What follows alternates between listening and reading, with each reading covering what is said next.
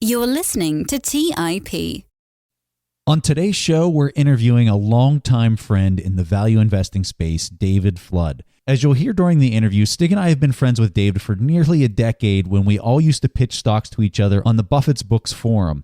And so the reason we brought David on the show is because he's absolutely incredible at finding great value picks. In fact, many of the picks that Stig and I talk about during the mastermind discussions are brought to our attention by David. So get ready. You're going to really enjoy this conversation with the one and only David Flood. You are listening to The Investors Podcast, where we study the financial markets and read the books that influence self-made billionaires the most. We keep you informed and prepared for the unexpected.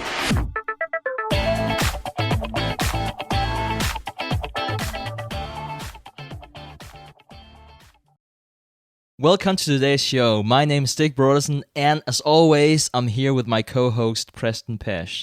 And we are excited today because we have our good friend David Flood with us from elementaryvalue.com. David, thank you so much for coming on the show. Thanks for having me on. So, David, we already had you on. That was back in episode 93. And what we really like about having you on is that you've been with The Investors Podcast even before it was The Investors Podcast.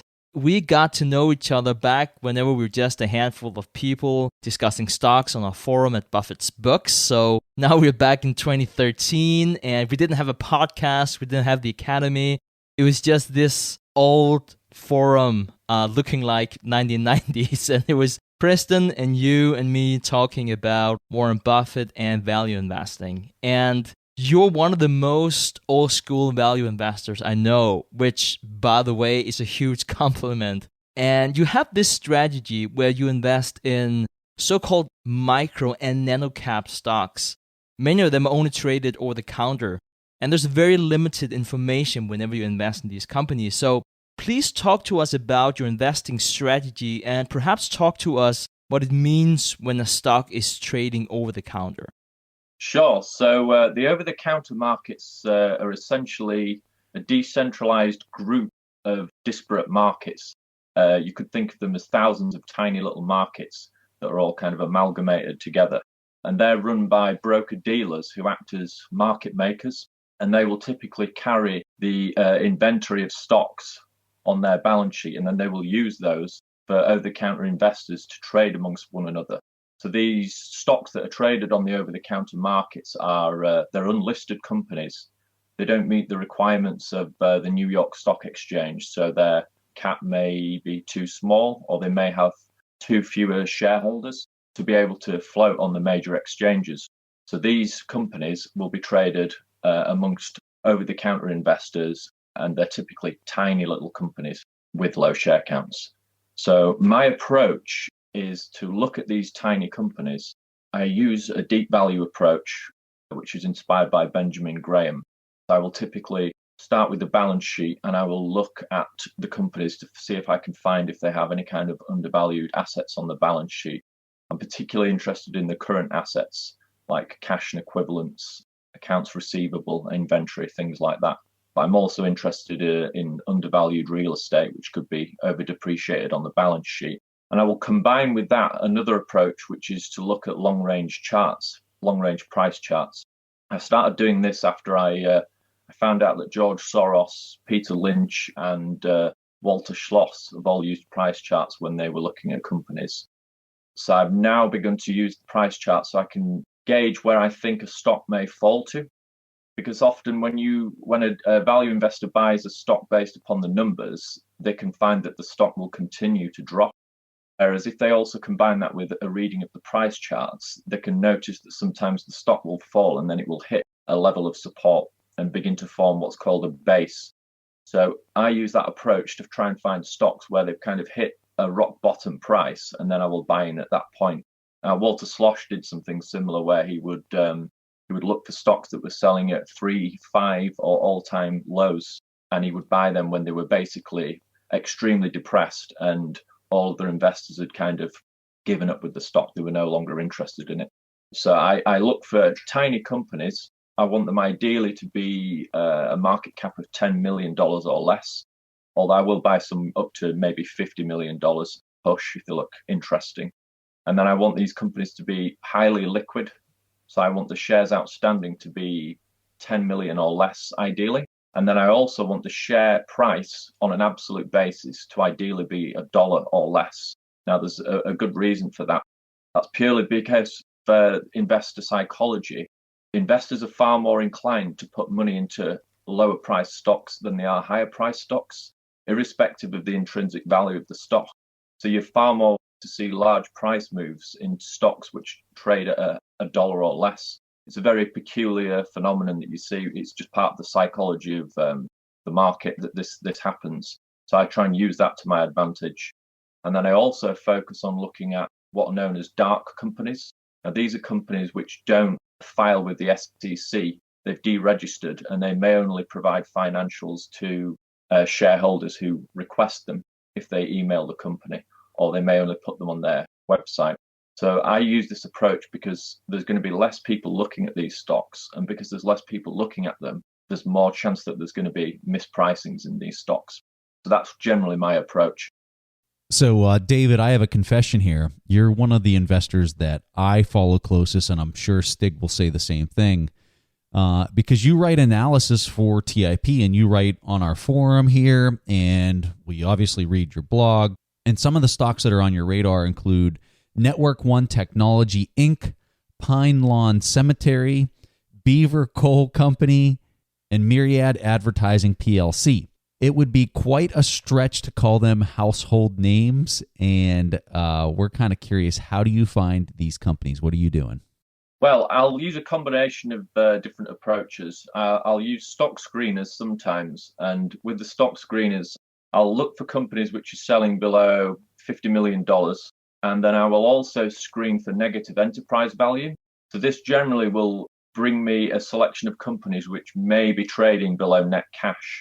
That would be if you sold off all their assets and basically be selling for less than the cash they have on the balance sheet. The market cap would be lower than the cash they have on the balance sheet if you sold everything off.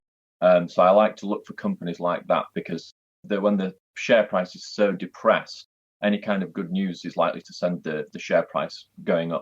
So I will do that. I will go manually through lists of stocks.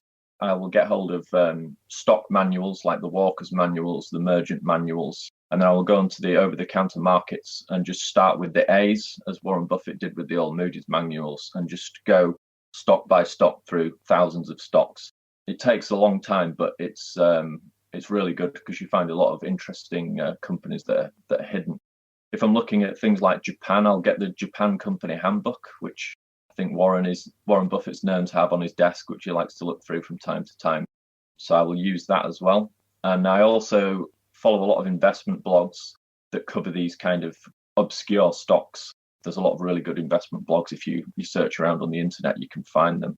And then I'll also look at the 13F filings of small value firms. So most investment firms can't really look at these tiny companies just because they're too small. Their corporate charter generally prohibits them from looking at them. But the small value firms, they could be family offices and things like that, limited partnerships. They will sometimes look at these much smaller companies. So I will then go and look up their filings to see what they hold. And then I can look through those companies to see if I can find anything of interest. So I'm almost coattailing. I'm using those as my analysts, much like Monish Pabrai does when he looks up the 13Fs of other value firms. And then I also network with other investors. So over time, I've built up a really broad group of contacts, people that I can get in touch with, and I can run ideas by them on different companies that I'm looking at, or ask them for ideas. And once you start sharing ideas, you start to get more and more ideas sent to you. And another thing is to look for a mentor. I think it's really important to try and find someone who has a lot of experience in this area and then use them as a mentor to teach you how you would go about investing in the over-the-counter market space. So those are the things that I've applied to my own investment approach. You know, David, whenever I look at some of the numbers of the companies that we just talked about here, I mean, they look great. But like most investors, I'm concerned about the liquidity of the stocks that I'm investing in. This might sound a bit weird to some investors out there who primarily invest in companies like Apple or Google. There's always liquidity in the market. I can just go in and buy these stocks.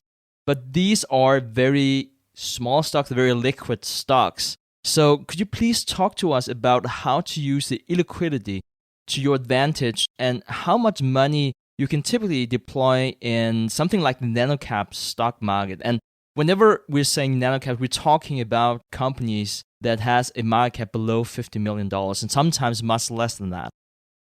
So a lot of investors, they consider illiquidity to be a problem or an issue that they want to avoid.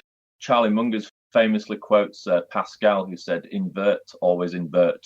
So you can see a problem as actually something beneficial. So the illiquidity actually puts off a lot of investors from looking at these companies, which means that there's going to be a lot less competition and there's more likely to be mispricings. The large firms just simply can't invest in these small companies, which means that the only people that are going to be looking at them are going to be retail investors like myself. So that's much less competition for me and a higher chance of the mispricings. So I typically will build a position in a company, and it may take me several weeks or it could take several months, but I'm happy to wait. I'm not in a rush. I think patience is a virtue of value investing. But the interesting thing with these illiquid stocks is once you've built a position and then some positive news emerges or some kind of catalyst occurs so that the market reprices the stock, when the demand increases for these very illiquid companies, the share price will move up dramatically. And then that's an opportunity for you to then sell out into heavier volume as they become slightly more liquid when there's more sellers in the market and buyers. And then you can profit from these rises in the share price. So it takes a bit of patience to build a position, but then to offload a position can generally be easier when the share price starts to move up. And you can typically deploy maybe between $100,000 to $1 million in the nano cap space, and maybe $10,000 to $100,000 per stock. So this is a perfect strategy for the small investor, the small retail investor. So in order to build a position in these tiny companies, I will use good till cancelled limit orders. So these are orders that you can put in with your broker that will just sit until they get filled. And you may have to leave these orders sat there for months, sometimes even over a year. But that's fine, because with my approach of deep value investing, I will buy a basket of stocks. So I'm happy to have 10, 15, 20 good till cancel limit orders just sat, and I will just wait and just be patient. I'm not in any rush to buy these companies. I'm happy for the market to give me the price that I want to pay for these companies. And then I will look at the offering from the ask, which is the person selling. I will look at the amount of stock that they're offering, and I will keep my buying volume low, because I don't want to drive the price up. I want the price to be at a price that I want to pay for the stock.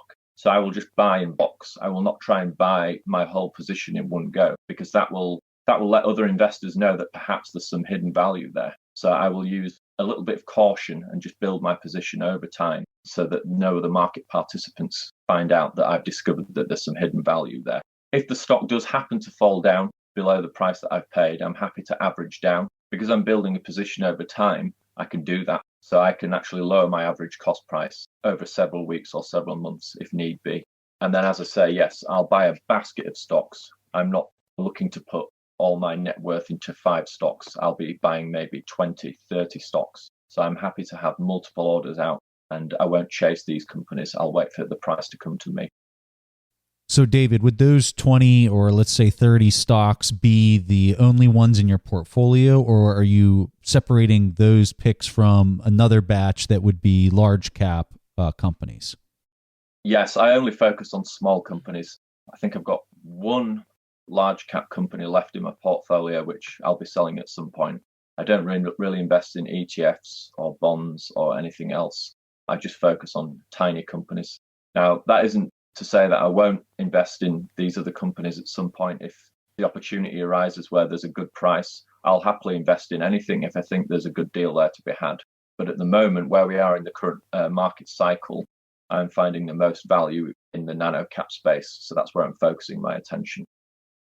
It's interesting that we both come from this background as value investors. And we are taught that we shouldn't look too much at the price action, but we should look at the fundamentals. We should look at where the value really is. And you previously mentioned about, looking at price action, being inspired, for instance, by George Soros. Now, I'm curious to hear, whenever you do look at price action, is there a different approach or truth for over-the-counter illiquid stocks that are more beneficial for you whenever you have to take a position, say in the long run, or perhaps even trade over-the-counter stocks from a technical perspective? The over-the-counter markets, it tends to be predominantly retail investors that operate in this space. So there's a lot less noise in the share price movement. When you're looking at the much larger stock exchanges where all the large companies are, there's a lot more noise just simply because there's so many institutional investors participating.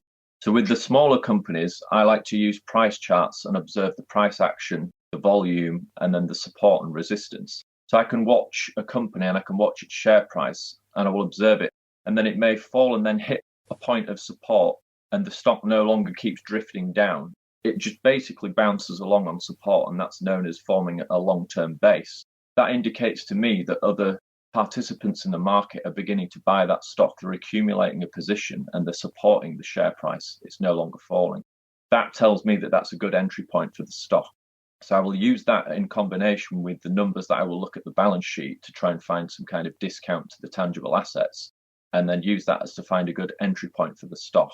Also, you'll notice when a stock hits support and begins to form one of these long-term bases, the volume will drop off completely. So as the stock has been drifting down, volume has been quite heavy because there's been a number of investors that have been throwing in the towel. They've been selling the stock because perhaps things are going badly or they've gone elsewhere in search of value. Once the stock hits the base, the volume dries up.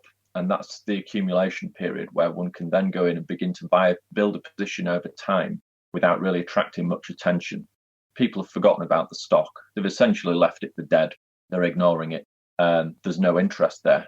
So in that period of quiet and darkness, you can then begin to build a position in the company without really attracting much interest. Because the problem with buying a stock purely on the numbers is that a stock can look cheap based on the numbers, but it can keep falling.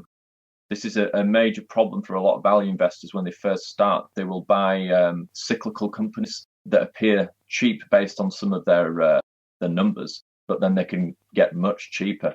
They can get 50% cheaper, and then they're sat on a 50% paper loss, and it's going to take them a while to break even before they even make any money. So by using the charts, one can gauge where a suitable entry point would be for these kind of deep value plays and not get caught out where you're going to have your purchase cut in half its value. So I like to use that approach. I'll look for companies that are selling at multi-year lows, sometimes all-time lows. You know, when a company is selling at such a depressed price, the entire market has essentially given up on the company. So if you can then look through their companies and find ones that have some kind of hidden value or some prospects for change, then you can really profit from that. So I will generally go through all these deep value companies and then look for ones where there's possibly some kind of catalyst present, where there's some opportunity where I think there may be some kind of change which is going to unlock this value. Now, value is in and of itself a catalyst. So over time, the market will reprice these stocks if they are undervalued. If they remain undervalued over time, the market, as Ben Graham says, is a weighing machine, and these companies will be correctly priced in time as they revert back to the mean. So, David, let's do a case study, be a bit more specific, and come up with examples of what you are looking at here for a specific company. So, back in March, you wrote a blog post about Pine Lawn Cemetery. The stock ticker is PLWN, and I'll make sure to link to that in our show notes. Now, the stock was trading at $235 at the time. It paid $26 in dividend, and today it's trading at $270. I find that to be a very interesting case study, not so much for finding a stock that can be expected to compound for years and years to come, but more because of where we are in the market cycle. Perhaps you could please talk to us about how you see a potential investment in Pine Lawn Cemetery. So Pine Lawn Cemetery is a very interesting company. It's one that I found when I was screening for companies which had high dividend yields. And at the time when I first initially found the company, it's what's known as dark. So financials aren't readily available. You have to think of a novel way to try and get hold of the financials for the company, which I eventually managed to do. But at the time, I was just basically using the price chart and some other information that I'd found on the company. So I was looking at the price action of the company in relation to its dividend payments. So typically you will find with a lot of companies that pay dividends, their share price will rise in anticipation of the dividend payment. Investors will buy into the stock and the share price will rise as they take a position to claim the dividend. Once the dividend is paid, share price will drift back down as people sell off the stock and go elsewhere in search of value or other dividends. But with a company like Pine Lawn, one can use the price charts to observe a suitable entry point. You would wait for a post-dividend period when the stock has been sold off and it's drifted down to form a new base. And then you would buy at that point, and then you capture the highest dividend yield possible because the stock is selling at its lowest amount. And then you will also capture capital appreciation as the stock goes up in value. I'll put a good till cancelled low ball offer. So I'll put a really low offer that could be it could be below the bid. I want to try and coax the price down as far as possible and then buy at a really cheap depressed price, and then I can capture a higher yield and I can capture the capital appreciation of the stock. Pine Lawn and Beaver Coal Company that pay high dividend yields. Another approach is to put in good to cancel orders which are extremely low, and one could go back and look at the long range price charts and look at where these companies fell to in the last financial crisis. So you can look at the price charts and go back to say 2008, and you can see that these companies dropped dramatically. There's absolutely no reason why they should. Pine Lawn Cemetery is a cemetery business. The recession means nothing to the cemetery business. The business will just continue as it has in the past, and it did. So one could place orders to buy these stocks at extremely depressed, cheap prices and capture very large dividend yields, and then also a capital appreciation in the stock. So that's the approach that I will use with these companies.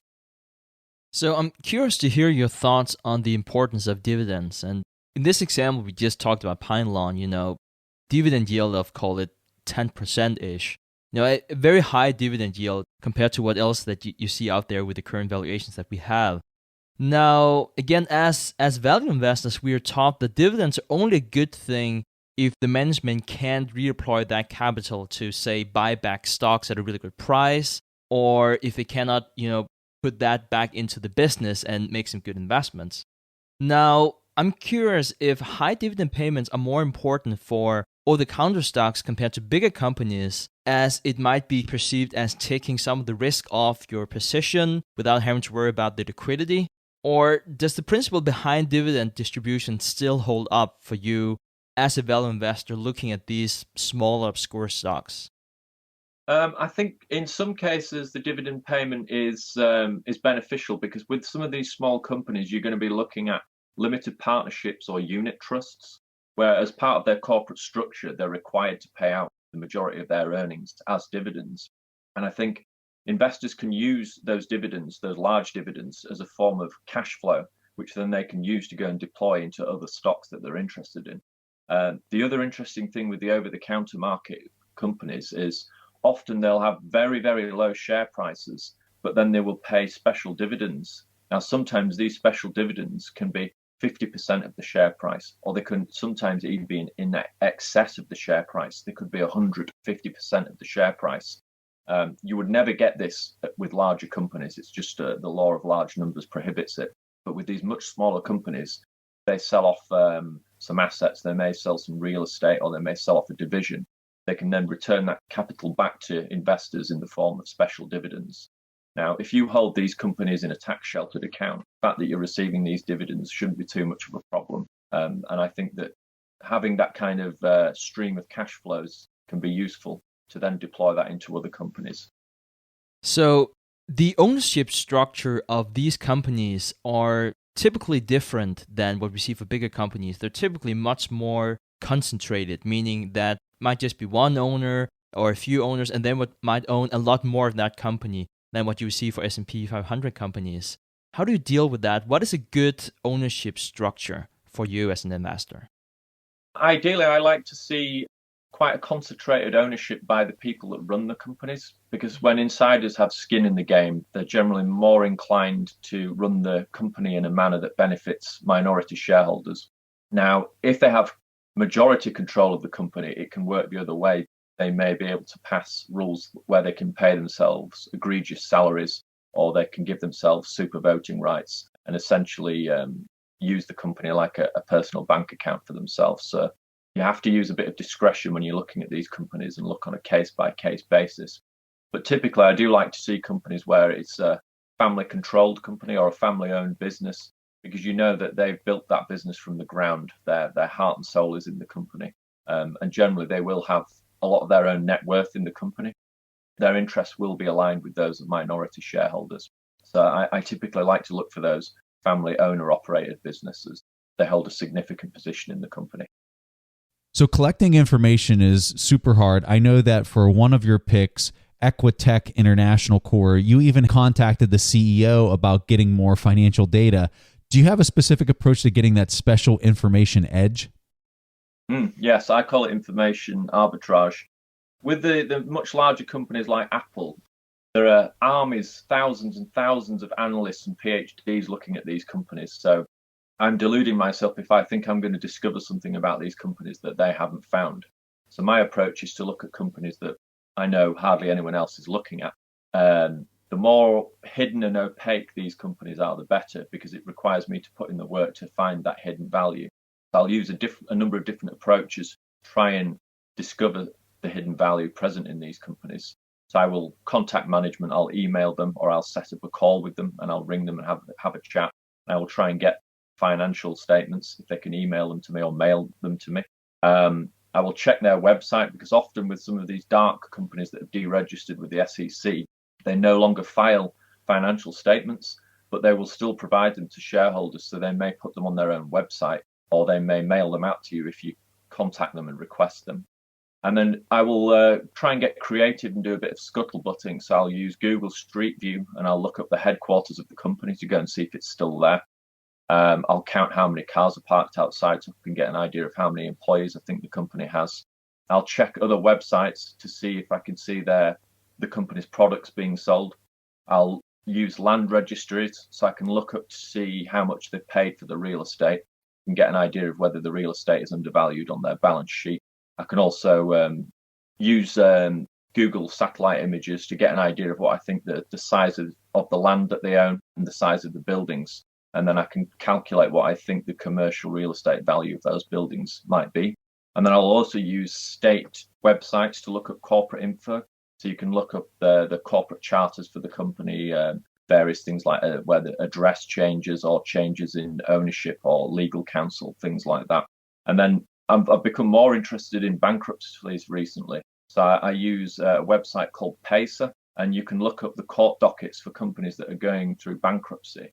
So I will go through the court dockets and I'll look to see if there's any kind of hidden value where I think that the common stock may receive a payout once all the debts have been paid on the company.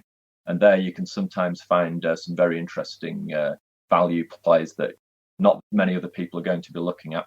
And then finally, I'll also use stock message boards. So I'll look at these boards. There's boards where all these tiny companies are talked about. And it's just generally a small handful of people like myself that are looking at these companies.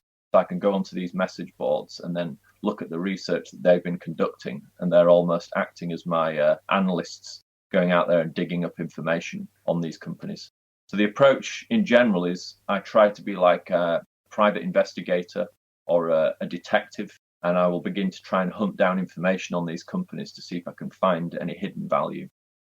Talk to us more about this hidden value. You know, we previously talked about catalysts, and say that you would go in and you would make an assessment of, you know, the value of the buildings, which might be much higher than what you read in the financial statements right now. But I'd imagine for that to be recognized by the market that, oh, the buildings are listed at, $10 million, but they're probably worth, $45 million, whatever it is. It might be a catalyst that takes a long time to materialize. And you said, yes, value in itself is a driver.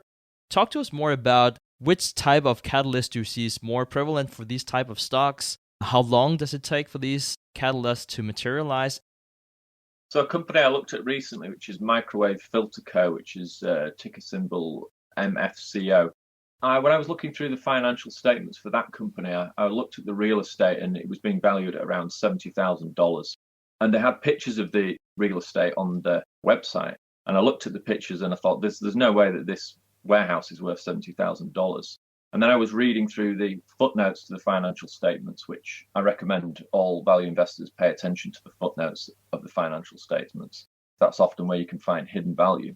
And I found out that a bank called KeyBank had extended credit of $500,000 against the property. Now, there's no way that the mortgage broker would have valued that warehouse at $70,000 and then offered to extend $500,000 in credit against it.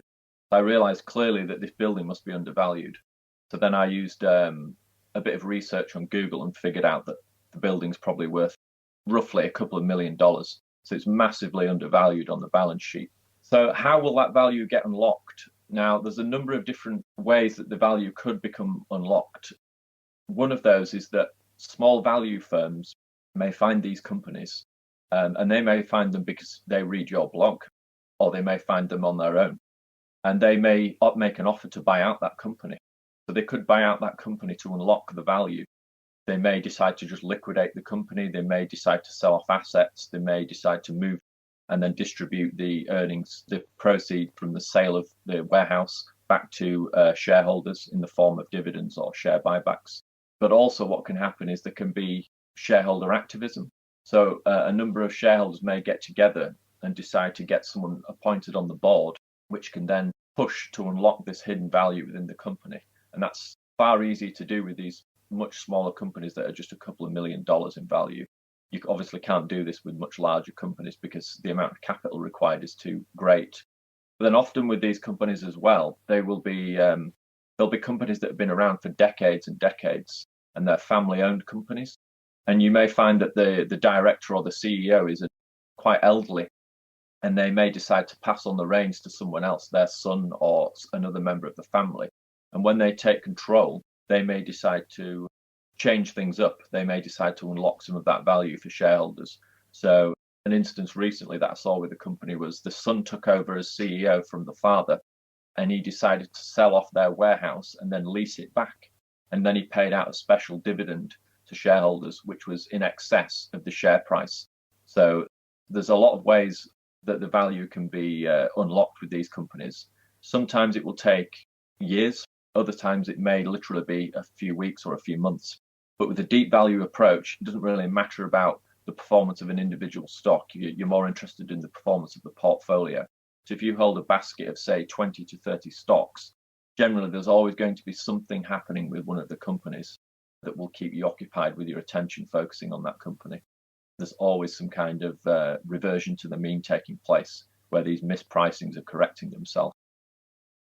So whenever you talked about this net cash approach and how to read the balance sheet, it's a very old school Benjamin Graham type of looking at a stock. So you could sell off all your assets and you could pay off all your debt, and you will still be sitting there with cash, even if you paid the full price of the company. Now, I'm curious to hear how you value the assets. We already talked about some of the real estate and how you can look more into that, but how do you look at evaluation of the assets, both in the sense that some of the assets might be worth more, which is a bit more rare, also that a lot of the assets, call it for instance inventory, they might not be worth as much if you had to sell it right away. How do you value assets, both current assets, so meaning it's typically liquidated within 12 months, but also longer term assets? So I like to use the Ben Graham approach. So Ben Graham would look at a company and would look at its net cash position. It would look at its net current asset value, which would be the value of the company minus total liabilities and all fixed assets. What do you have in value in terms of the current assets? And can you find companies that are selling below that value? We'd also use what's known as net working capital. And here he would be more aggressive with his discounts. So he would only value the inventory at about 50% of its stated value.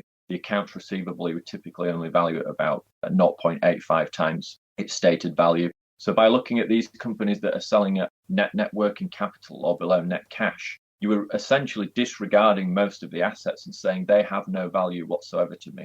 And if you find companies where the market cap is below net cash, you're essentially getting the entire business for free, all the fixed assets and all the other current assets. You're looking at it from a very, very conservative manner. So it doesn't really take much positive improvement to see the share price really move up on these companies. So with a company like Myriad, when I bought it, it was selling at like 6.2 times net cash. Several months after I bought it, the stock price shot up 300%. because they announced that they signed a contract with Tencent to implement their technology. So with these kind of tiny companies, you can see huge share price moves upward, just because the market sentiment towards the company is so depressed and people have really given up on the company, and the discount is so huge to their assets that one positive amount of news or some catalyst emerging can really send the share price up dramatically. So many of our listeners have read about the net approach that you just mentioned before. Perhaps they haven't practiced it yet. They might have read security analysis and spent months and months of their life trying to get through that book. It's an amazing book, but it can be a little rough to get through. I'm sure you read that book too, and we've talked about it and about this net approach on the forum before, David. How have you found the foundation, the net foundation, the old school approach working today? How much is directly applicable today? How profitable is it? What has changed, if anything? The net approach, I think, still works, particularly with smaller companies. I mean, you're not going to find nets. You're not going to find companies that are selling below net current asset value with larger companies. So you are going to be looking at these much smaller companies that tend to sell on the over-the-counter markets. And because there's less people looking at these companies, the mispricings generally are much greater. Now, things have changed somewhat in the fact that many more companies now are service-based rather than product-based, and they will have much less in terms of fixed assets. They may be much lighter in their structure, but there's still plenty of manufacturing firms, traditional companies that will hold a lot of assets like inventory. They will still have accounts receivable. They'll still have cash on the balance sheet. This approach with the nets will still work today. Now, obviously, with the net approach, you're looking at buying a basket of stocks. You're not going to invest all your money in maybe two companies because the non-market risk is too great. So you would spread that risk over maybe 20 or 30 companies, as Ben Graham suggested that one should do. And typically the returns on these kind of the net approach is going to far out the general market. My benchmark is to try and aim for a 12% return minimum, because the S&P 500 returns, say on average long-term 9%, and then the long-range inflation rate in the United States is around 3 to 3.25%. So I want to try and earn something that's going to be in excess of that. Now, it's going to be very difficult to try and earn those kind of market-beating returns when you're investing in very large companies. People can do it, obviously. I mean, momentum stocks have done very well recently, but I don't think that's going to last. But with the kind of deep value approach, you are going to be earning returns which are probably going to be in the high teens, maybe the low 20s, or maybe higher, depending on how conservative you are with your analysis of the companies. So I think this approach works very well for small investors, small retail investors, and this approach can be applied across the entire world. This is the edge that the small investor has, is that they can invest anywhere in the world and invest in pretty much anything they want to. So Japan is famous for having a lot of these net companies where they're selling at deep discounts to their tangible assets. South Korea is another one where you'll find some of these interesting companies. Hong Kong, there will likely be some companies with what's going on at the minute. The share prices of these companies are falling, and the over-the-counter markets in the United States as well. And also the AIM market, which is the alternative investment market on the London Stock Exchange. A lot of these kind of nets tend to crop up there as well. So if you're willing to put in the work, you can find these companies, and it can be a very successful strategy. So, David, I really like the way that you introduce these companies and your process. And this is very different than the vast majority of our listeners are used to hear here on the show, and I'm sure what they used to do themselves. Now, usually whenever we invest in stocks, we always make a comparison with a competitor. For instance, if we buy stocks in Delta Airlines, we might want to compare that to Southwest Airlines first to learn more about the industry metrics and which company that has a competitive advantage. Now, it might be difficult enough to find financial statements for a company like Pine Lawn Cemetery, for instance. And you might end up comparing that company to a competitor that is, say, 1,000 times as big because these companies are just so small. How do you conduct an appropriate competitive analysis? I tend to approach each company on a case-by-case basis, and I will use, I guess you would call it a microeconomic approach. So I will maybe figure out how how many employees does the company have? And then can I find out how much revenue the company is generating? Can I find out what earnings the company is generating? And then I'll calculate what is it earning in terms of sales and earnings per employee. And then I could perhaps compare that to another company that doesn't necessarily have to be in a similar market cap range, but I can still get an idea of roughly how competitive the company is, what its margins are going to be like. I will also look for companies that may have geographical moats. So these could be gravel pits, they could be toll bridges, they could be racing tracks, all kinds of strange esoteric investments. Now, these companies, by their very nature, will have a moat because they occupy a geographical space. So if we take maybe a quarry or a gravel pit, the owner of that gravel pit or quarry has a geographical moat because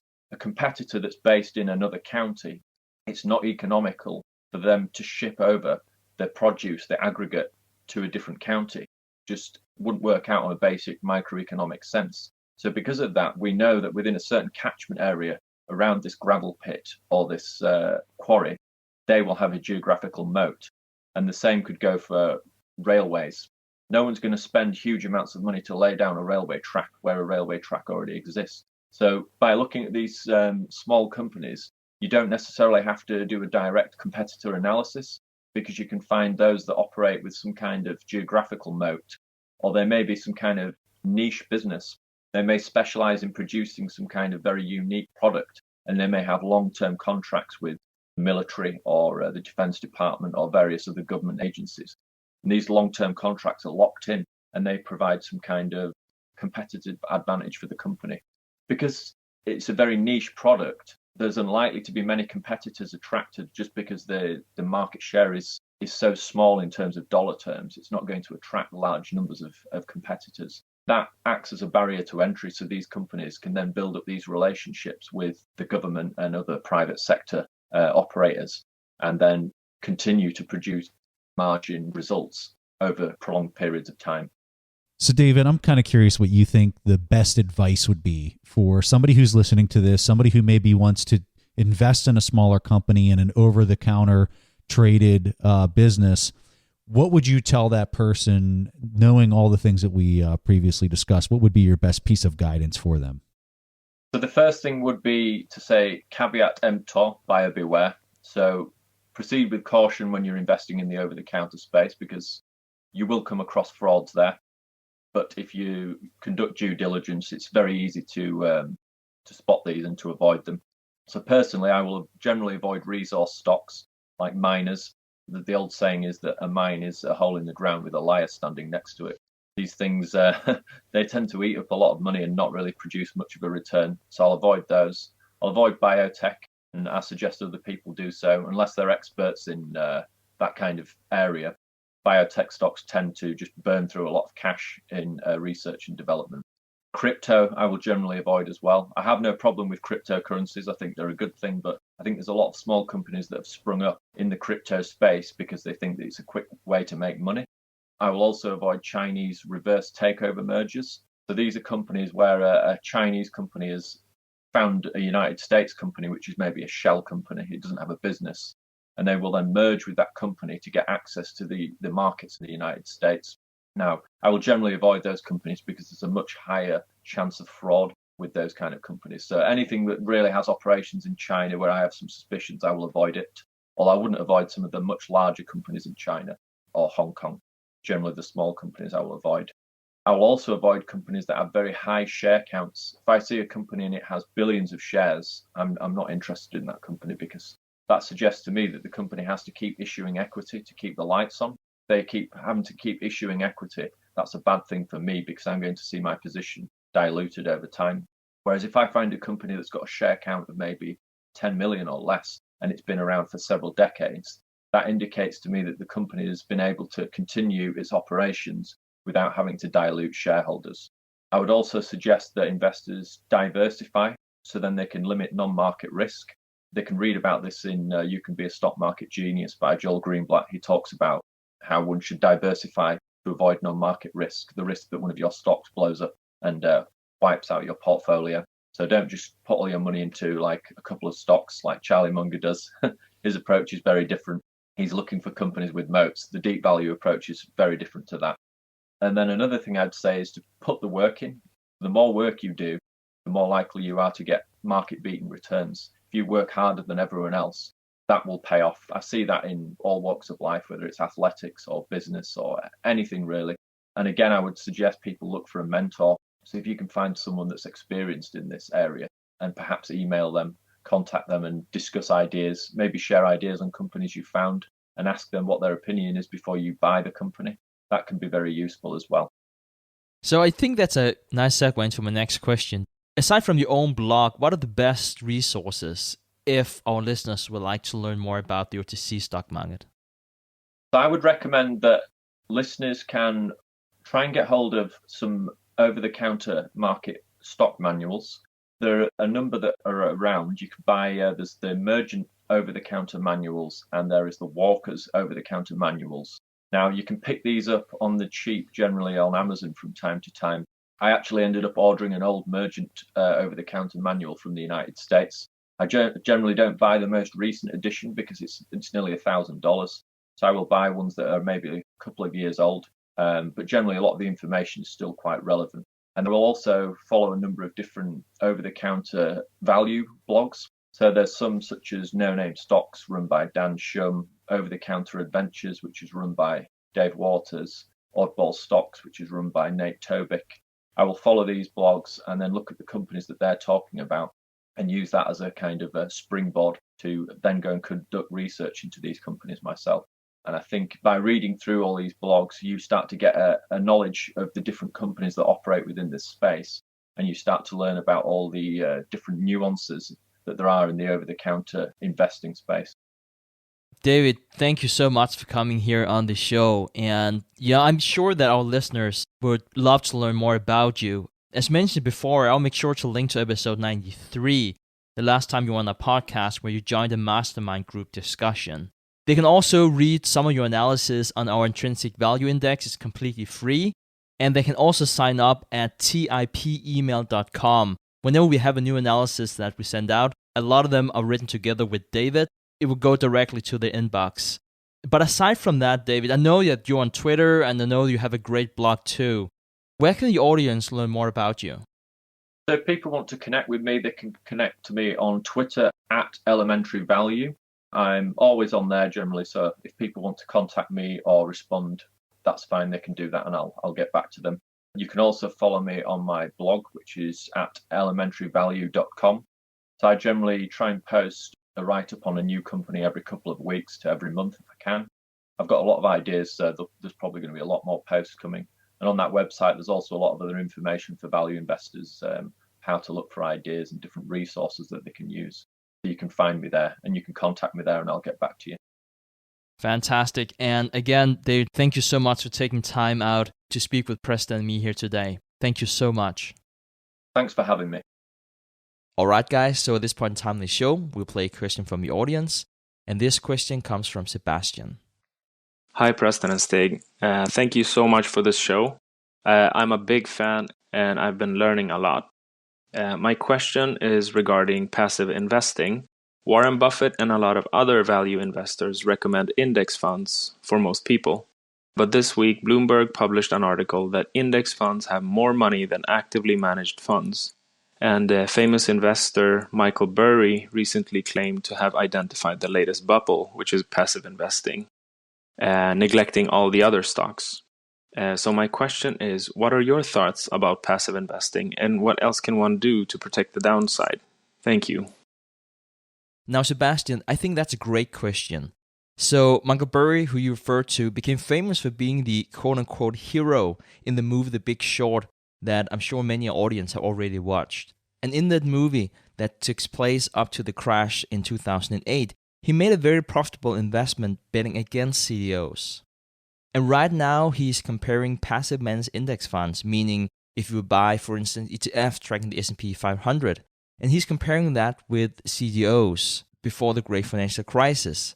Now, if you're not too familiar with CDOs, it's short for collateralized debt obligations, which was really a lot of bad debt bundled together and sold as high-quality debt, and often roll into so-called subprime mortgages that blew up back in 2008. And yes, we have tried multiple times to get Michael Burry to come on the podcast to talk not just about what he saw back then, but also his view on passive index funds. And he even recently took a stake in Bed Bath Beyond. So definitely a lot of things to talk about. And we will definitely still try to see if we can get him on. But in the meantime, let's go back to your question here, Sebastian. If you look closer at the S&P 500, you have as many as 266 stocks. That was Michael Burry's count. More than half that was traded under $150 million. And why this sounds like a lot, it's not a lot if you compare it to the trillions with a T of dollars in assets globally that are indexed to these stocks. Now, there are many opinions on whether we are in the bubble or not, but here on the show, we multiple times talked about that we found the stock market overvalued, and I really haven't changed my opinion about that. But regardless, if we are in a bubble or not, one thing is certain. If we are in a bubble, the longer it goes on, the worse it will be whenever the music stops. So, you ask, how do we protect ourselves if we think that Michael Burry has a point? First, you don't buy passive index funds, of course. Instead, you can have individual stocks, and yes, that stock could be in the S&P 500, but also consider if you can find stocks outside of the index. For instance, many value stocks are not included in those power indexes. And I know I'm talking my position, but I'm pretty bold on value to perform well compared to the markets the next few years. So if you agree with Michael Burry about a bubble being built on passive index funds, I think that's worth a consideration. Now, also to your other point, Sebastian, does that mean that Warren Buffett is wrong whenever he suggests investors to buy passive managed ETFs tracking the market? What he's saying is that unless you're qualified to make investment decisions and know how to value both the market and individual stocks, you should just invest in the market using a cheap investment vehicle, such as an ETF, because in the long run, whether we're in a bubble or not, you will get the market return. And yes, the market return won't give you a fantastic Warren Buffett type of return, but a decent return without the stress about whether we're in the bubble or not. And also keep in mind that we had very smart people before the crash in 2008 that both said that the market would go higher and lower. And in March 2009, when the market bottomed out, we still had very smart people arguing that it will go in either way. It could go higher or lower. So I still think Warren Buffett's advice is very solid for the vast majority of investors who can't or won't make investment decisions away from the stock market overall and who do not pay attention to what Michael Burry is saying or if we are indeed in a bubble. Long term, you will just do fine with that investment approach that Warren Buffett suggests. Hey, Sebastian, so I love the question, and to be quite honest with you, I thought the same thing as you. I was kind of raising an eyebrow saying, wow, that's an interesting take. And it's not a new take. You had Carl Icahn that was saying something similar back in 2015, I want to say. And it was funny because the CEO of BlackRock, Larry Fink, he came out and slammed Icahn saying, that's a bunch of crap and here's all the reasons why. And I'm sure if you did a little bit of digging, you could uncover a few videos of that exchange, which happened well before Michael Burry's comment here recently.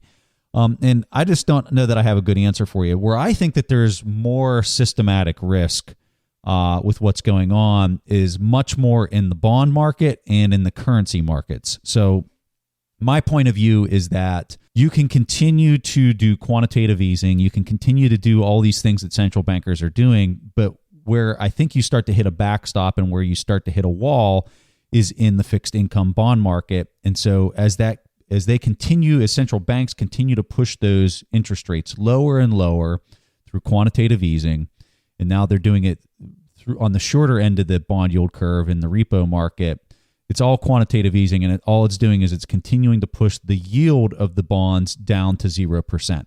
Now, over in Europe, over in Japan, all these different spots in the world, major economies, you're starting to see the interest rates bottom out at 0%. They can't go any lower. They're trying to push them negative, and it's not looking pretty whenever they do. Here in the United States, you still have some positive interest rates. So where I think that this is playing out much more so than maybe the ETF market, I think all the thing that's going to happen with the ETFs is that you're just going to see the movements be that much more abrupt whenever they do occur.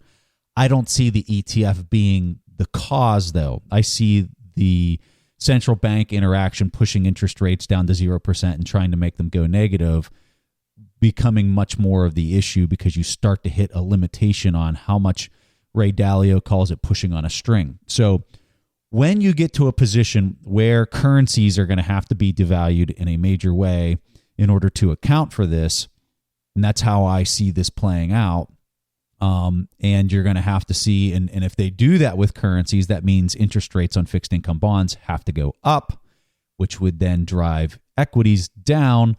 I think that what you're going to see the ETFs being this vehicle that provides a massive push to that more fundamental problem or more systematic problem that's playing out. So really hard to say. Sting and I we keep on trying to find good undervalued picks, stuff that we were talking about with David today. Good undervalued picks that have good fundamentals that would be able to weather something like that because they have a good, strong competitive advantage and they're adding value in the marketplace. We're just trying to find those kind of companies and highlight them to all of our listeners, but then also talk about these macro factors so that everyone's aware as to what's happening in the market. So Sebastian, really loved the question, and for asking such a great question. We have an online course called our Intrinsic Value course that we're going to give you completely for free. Additionally, we have a filtering and momentum tool, which we call TIP Finance. We're going to give you a year-long subscription to TIP Finance completely for free. Leave us a question at asktheinvestors.com. That's asktheinvestors.com. If you're interested in these tools, simply go to our website, theinvestorspodcast.com, and you can see right there in our top-level navigation, there's links to TIP Finance and also the TIP Academy, where you'd find the Intrinsic Value course. All right, guys, that was all that Preston and I had for this week's episode of the Investors Podcast. We see each other again next week. Thank you for listening to TIP. To access our show notes, courses, or forums, go to theinvestorspodcast.com. This show is for entertainment purposes only. Before making any decisions, consult a professional. This show is copyrighted by the Investors Podcast Network. Written permissions must be granted before syndication or rebroadcasting.